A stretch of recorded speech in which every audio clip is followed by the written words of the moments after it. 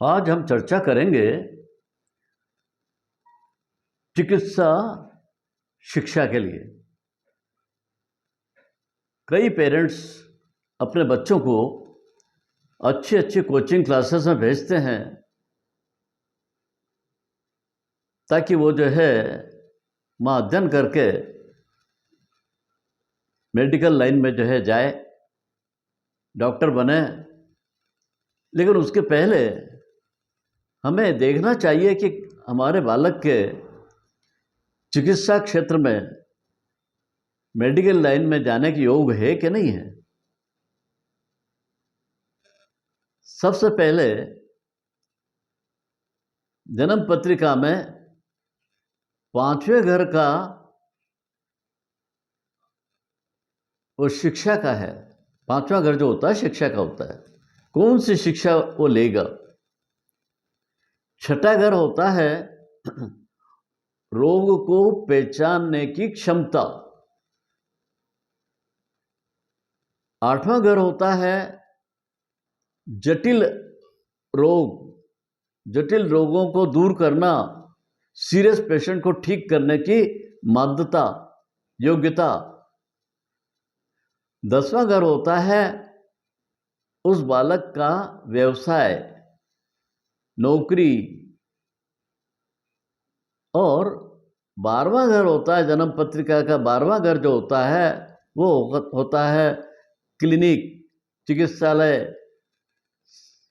Private चिकित्सालय या सरकारी चिकित्सालय, कहाँ पर वो काम करेगा।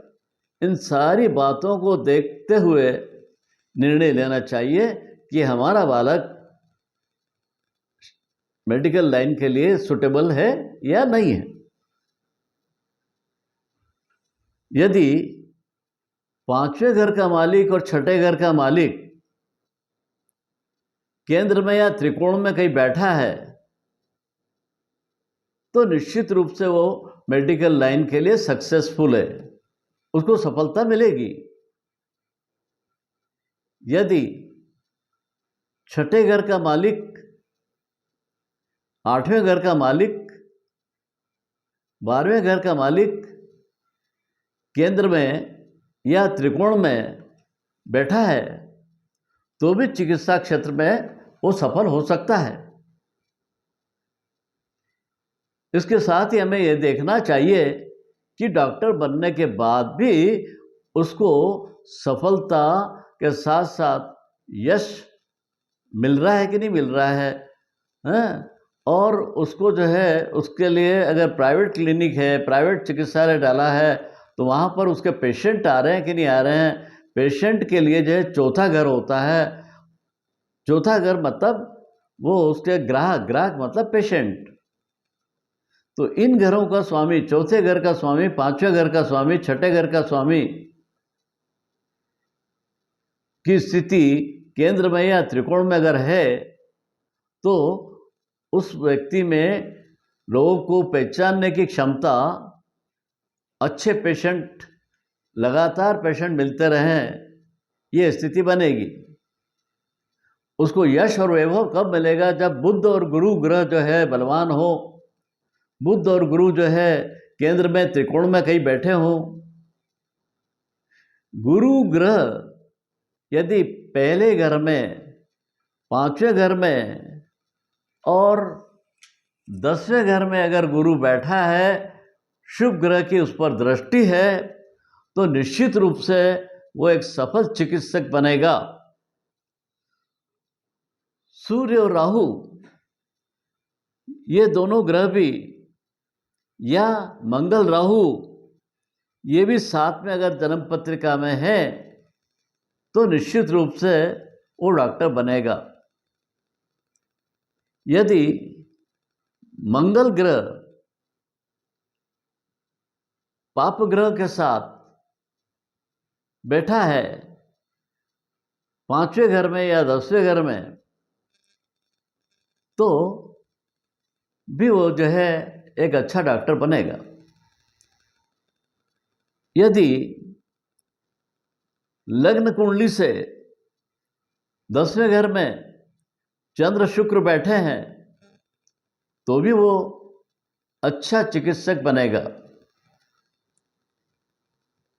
या लग्न कुंडली से चंद्र, बुध और शुक्र ये भी अगर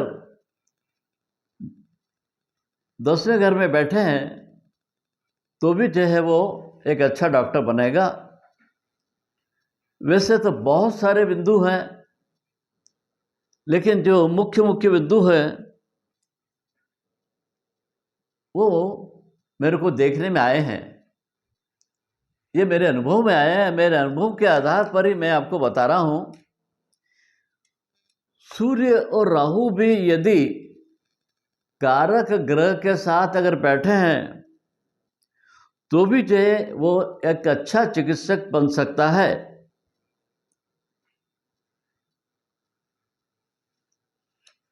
यदि हम पहले किसी अच्छे विद्वान ज्योतिषी को, हमारे परिवार का जो व्यक्ति मेडिकल लाइन में जाना चाहता है, उसकी पत्रिका बता करके अगर हम उस क्षेत्र में जाएंगे तो ज़्यादा अच्छा रहेगा। कई बालक जो है अच्छी कोचिंग क्लासेस में जाते हैं और उसके बाद भी जो है वो मेडिकल लाइन में नहीं जा पाते, सफल नहीं होते हैं। कुछ केसेस ऐसे भी देखे हैं कि एडमिशन हो गया, एडमिशन होने के बाद भी जो है वहाँ से पढ़ाई छोड़ करके आ गए हैं। ये तभी होता है कि जब उनके ग्रह योग ठीक नहीं हो। डॉक्टर बनने के लिए सूर्य जो है प्रबल होना अनिवार्य है। सूर्य अगर अच्छा है, सूर्य प्रबल है, सूर्य केंद्र में बैठा है, त्रिकोण में बैठा है, शुभ ग्रह की दृष्टि है, तो निश्चित रूप से वो एक अच्छा डॉक्टर बनेगा, वो उस क्षेत्र में जो है सफल होगा। धन्यवाद। जय हिंद।